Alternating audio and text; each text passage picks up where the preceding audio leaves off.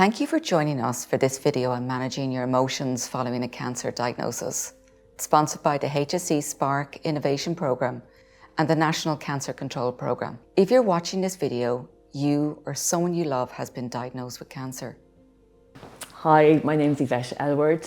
I was diagnosed with stage 2B breast cancer in November 2024. What I hope to achieve today is that people get some maybe advice or comfort or solace from our chats in terms of knowing that there is support out there and that difficult emotions when they arise are perfectly normal.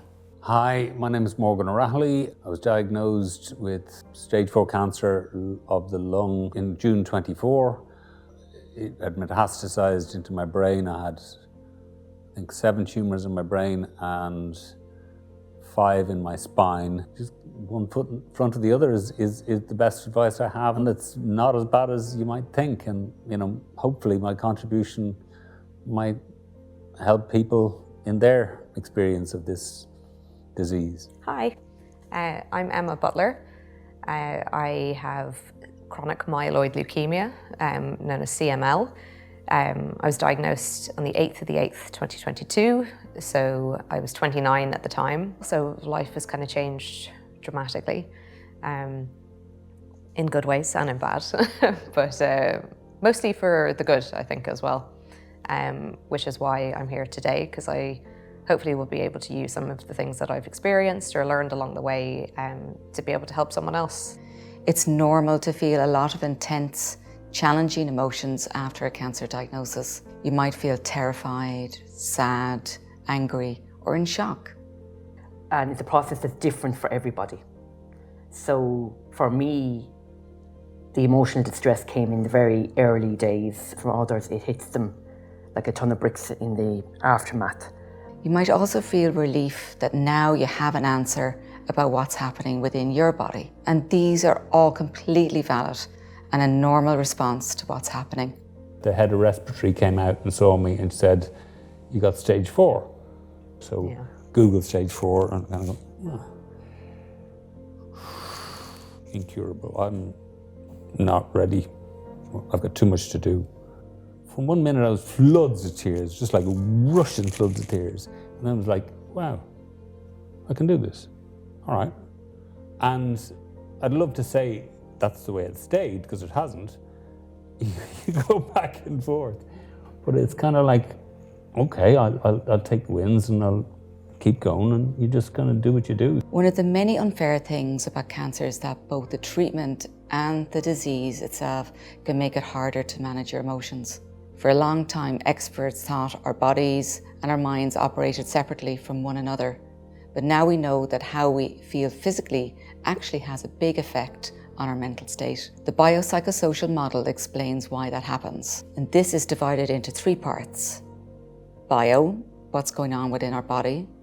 Psycho, what's going on within our mind. And social, the world around us. All working together to explain our overall health and well-being. There was something that they recommended that I do at the start of my kind of cancer diagnosis. They recommended I keep a journal of everything I was taking, the feelings I was having, any side effects I was having, but also what was happening during the day. I find it something that, can get me actually quite emotional, because I think you can dwell on the sad parts or the negative parts, but then when you actually can see a tangible thing of, these are the good things that are happening, or like the days that, oh God, I was really low that day, but then the next day something else was happening and that brought me out of it. I think it was actually a really nice kind of therapeutic technique to be able to kind of mark it down. Many side effects of cancer treatment can leave you feeling physically unwell, nauseous and tired. Some treatments can also directly cause low mood, anxiety, sleep difficulties. So it is no surprise that during cancer treatment, we're even more vulnerable to emotional difficulties. There's a lot of dread, there's a lot of unknown, and I think you no longer have control over your life. So you don't know what your future is going to look like anymore. You can have a mental plan, but that mental plan is out the window. I do think the first chemo I found very difficult. And looking back on it now, it was anxiety. It was pure anxiety, because I had a quite bad reaction to it initially, but the doctors couldn't say, well, we don't know why. I think it was just pure anxiety. While some difficulties with mood and anxiety are to be expected, it's important to also be aware of any emotional changes that are really out of the ordinary for you. Some medications, such as steroids, and medical issues like infections can have a more serious impact on your mental state, from feeling very agitated to confusion and even seeing or hearing things that aren't there. If you or someone you love experiences anything like that, be sure to let your medical team know. These temporary experiences might be scary, but there are effective treatments available to help you feel yourself again. I was very lucky that I was so swiftly put onto the psychologist team, because I think they looked at me and said, this girl's not going to cope with this. It's like, you're just alone dealing with it, and your social group and everything doesn't know how to deal with it. And you're suddenly going to go, okay, I'm going to get up every morning at this time and meditate. And you do, and you go back to bed and you wake up and you're like, right, I feel brilliant. And it's little resources like that that you just kind of go, okay, there's a safe place for me there. If I can tap into that at least 3 times a week, I'll feel better and I won't spiral as much or whatever. And I found that very useful. The emotions you feel can also change over time. You might move from shock at your diagnosis to feeling fatigued and low during treatment, to feeling fearful about the future after treatment is over. Dealing with cancer can feel like a roller coaster with different emotions around every corner. For me, I felt my most emotional distress was those 11 or 12 weeks prior to treatment. And I wasn't sleeping, I lost a lot of weight, I stopped eating, stopped sleeping, and yeah, there was that real emotional distress. For me, looking back on it, I was grieving. It was huge grief. You're grieving for the old Yvette that thought her good health was going to last indefinitely.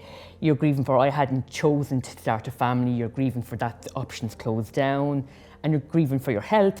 And then, as I went through the treatment, I kind of got more confident, Emma. You know what's coming down the line in terms of nausea or whatever, and you're able to say, oh, okay, and it's not the end of the world if I have to go into A&E. It's normal to find yourself struggling emotionally with cancer, but if you're finding it hard to manage your day-to-day activities, that might mean you need some help. Other things to look out for are feeling very low, anxious, hopeless, or having thoughts about harming yourself. If feelings like that last longer than a few days without getting better, then you should contact your GP or your cancer team to see if something more serious is going on, and to access any treatment or resources that might be helpful.